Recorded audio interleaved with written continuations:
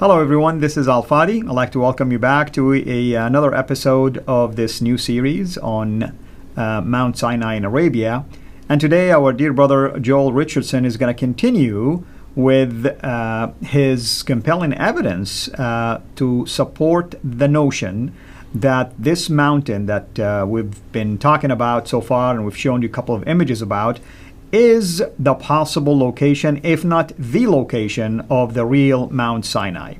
So today we're going to take a look at more evidence, especially supported by biblical passages, as to why Joel and myself combined here, we believe that this is the real deal.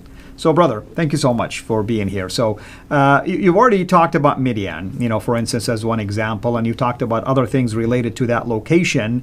Now, what else do you have in your toolbox here that you'd like to share with our viewers as to why you believe that's the location of the real Mount Sinai? Yeah, so we've talked about quite a lot. Now we're going to actually start looking at specific archaeological sites and petroglyphs and paintings and things like that around the mountain. So the first thing that I think has caught a lot of people's attention is what many people believe to be the split rock, the split rock of Moses, the rock that Moses himself struck with his staff and was split and then actually gave water to the people of Israel as they were thirsty. Yeah. So I want to start by reading a passage because, again, as Bible believers, the Bible is our most faithful account of what took place. Mm-hmm. And anything on the ground that we look at today, it has to align with the biblical criteria. So the first passage that I think is relevant is Exodus 17, 5 through 6. It says, "Then the Lord said to Moses, 'Pass before the people, and take with you some of the elders of Israel, and take in your hand your staff with which you struck the Nile, and go. Behold, I will stand before you there on the rock at Horeb. And you shall strike the rock, and water shall come out of it, that the people may drink.' And Moses did so in the sight of the elders of Israel." So let me just say this first before we get into this. Within the Exodus narrative, the covenant that was made between God and Israel at Mount Sinai, from a biblical perspective, it is patterned after a marriage or a betrothal ceremony. And so really in a mystical or a metaphorical way, the Exodus is a romance. God is wooing his people. And so the process of splitting the sea and killing Pharaoh and his soldiers, this is, for all intents and purposes, God is strutting, God is demonstrating his power, his mighty and outstretched hand, and he's quite literally killing the competition.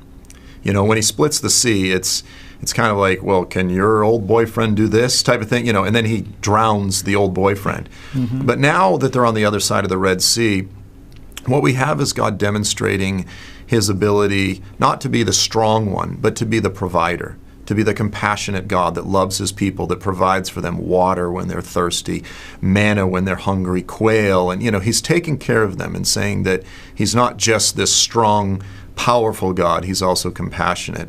And so that's really what is happening here. But an interesting point when we look at this is the Lord says, "I'm going to stand before you there at the rock of Horeb." Now again, Horeb is simply another name for Sinai. Sinai, right. Horeb, essentially interchangeable. Now when you look at any place in this whole region, there's nothing but rocks. That's all there are rocks. There's millions upon millions of billions of rocks. So the Lord says, "I'm going to stand before you at the rock of Horeb." It's clear that whatever he was talking about was a widely recognized, well-known landmark. Everyone knew the rock of Horeb. This was not just another rock. This was a clear landmark, okay? And of course he strikes it and the water comes out. The next passage is Isaiah 48. So at the end of the chapter, Isaiah says, "They did not thirst when he led them through the deserts. The Lord made water to flow out of the rock for them. He split the rock and the water gushed." So the word there in the Hebrew is baka. Some translations, I think the King James says clave. He clave the rock. He split the rock. So we're looking for a prominent rock, a well-known, identifiable landmark that has been split. And then it says the water gushed forth. Again, arguably 1 million people. We don't know how many. There was a lot of people out there that needed to be, that were thirsty. Okay, so here's the first picture. As you're driving up to the rock, this is probably from 3/4 of a mile away. Right. You can see this thing. Now, from the bottom of this hill to the top of the rock is about 200 feet.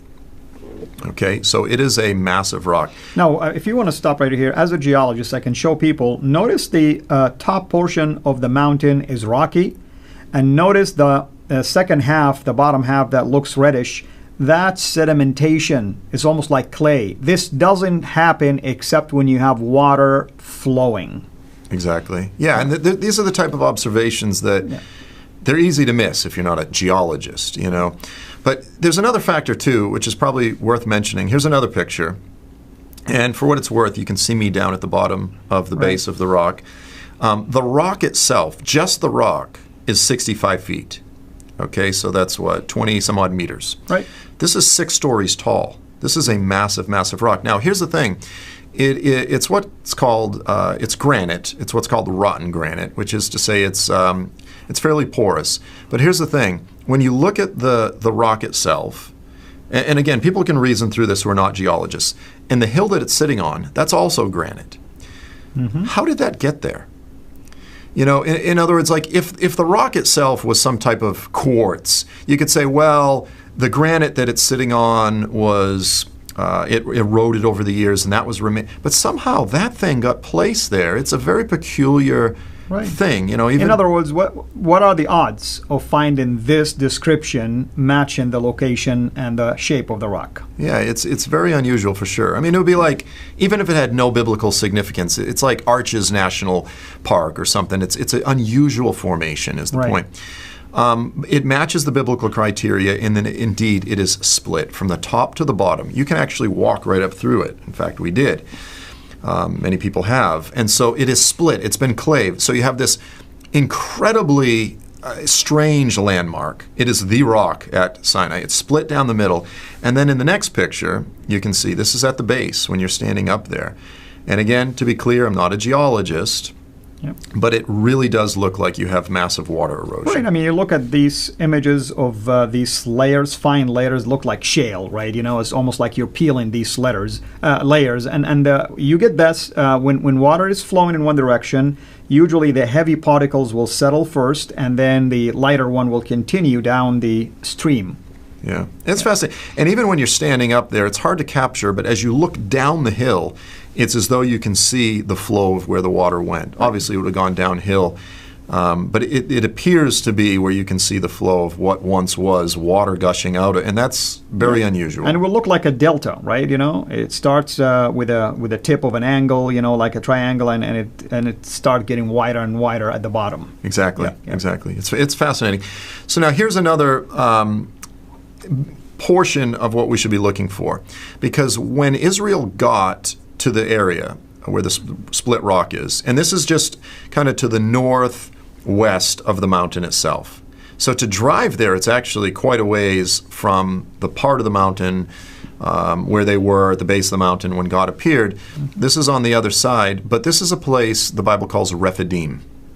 Okay, so in Exodus 17, it says, then Amalek, that's the Amalekites, came and fought against Israel at Rephidim. So it's actually where the split rock was that Israel fought against the Amalekites. There was a great battle that took place there. Again, we don't know if there was 1 million people or a few 100,000 Israelites and how many Amalekites, but there was a great battle. Choose for us and go fight against Amalek. Tomorrow I will station myself on top of the hill with the staff of God in my hand. Joshua did as Moses told him, and he fought against Amalek. And Moses, Aaron, and Hur, they went up on top of the hill. So there has to be a very tall hill in the vicinity of all of this, and there has to be an area big enough for there to be a massive battle. And a valley for the battle, or at least plain for the battle around you. Exactly. So it came about when Moses held up his hands. We know the story. They had to hold his hands up all night. So here's just a picture that I got from Google Maps. The red dot, of course, is where the split rock is. And you can see there's a massive plain around it. And really, this doesn't do it justice. This plain is about 1.5 miles at the narrow points across, and several miles from one end to the other. It's a massive, massive area. In fact, when we were there, I looked across this plain, and there was an SUV parked on the other side. You could barely see it. Okay, so you have this area that's big enough for there to have been such a massive battle. I'm going to actually jump back a few slides and see the hills, these massive hills. You could even say they're mountains all around the rock. You have exactly, again, if this is the area, if this is what the Bible describes, everything lines up perfectly. Right. So it's fascinating. I mean, there's a lot there.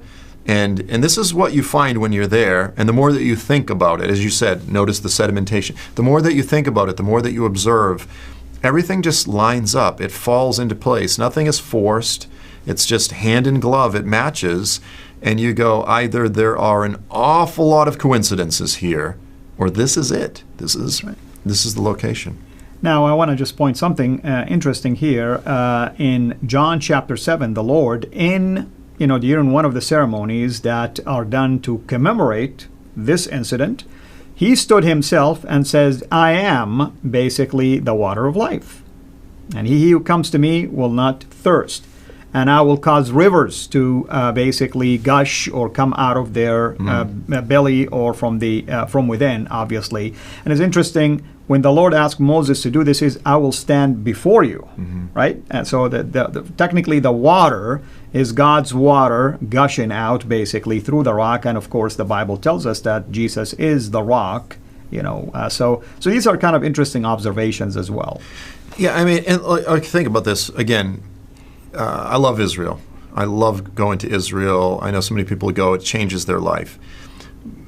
But Israel has been developed over the years. It's been inhabited. So you go to these places, you say, this is where Paul the Apostle did some particular miracle, or where he spoke, or where Jesus did a miracle. Okay, it's all fascinating, but for the most part, most of it has been built upon. The thing about what we have out here in Saudi Arabia is this is not, if you think about this, you think about if this is the real thing, and honestly, I believe it is. You think this is not some place where God did a miracle. You're looking at the miracle itself. That's right, yeah. And not only that, but the Lord has purposefully caused the world to forget about this. He placed it on a pedestal. He placed it on a pedestal for the whole world to see. He's preserved it. It's just sitting there. And he says, oh, and by the way, it's split down the middle. It represents Christ. I mean, it's this living testimony concerning his miracles, concerning prophetically what it represents, who was broken for us. And as you said, out of you will come rivers of living water. Right. I am the source of this living water, as the Lord provided for them in the first Exodus. Right. It's an amazing thing. It's awe-inspiring in a profound way. That's fascinating, brother, and very compelling. So for the next episode, what are we to expect? So we're going to jump into the actual mountain itself, where Israel camped when they were at the base of the mountain. We're going to continue to go through these various evidences, and we'll jump into, I think we'll hit a couple of them in the next episode. Wonderful. Thank you so much, brother. As always, people can go, of course, to Joel's website, joelstrumpet.com, and you wrote a book related to this very mountain. Yep, it's called Mount Sinai in Arabia, and I just released a brand new book called Sinai to Zion, the untold story of the triumphant return of Jesus. Which we would love to do also a show or two, or maybe even a couple of videos on that as well. So thank you, brother, as always. Thank you for all of you for joining us here. Continue to send us your comments and interactions, and we will do our best to reply back to you or to your questions. As always, thank you so much. God. Thank you so much for taking the time to watch this video. We can't make these quality videos without the help of partners like you.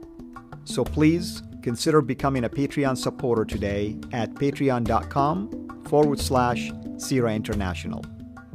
I want to make sure you always get notified when we release a new video. So please click the bell to be notified, and of course, make sure to subscribe to this channel. If this video was helpful to you, please click the thumbs up. Thank you.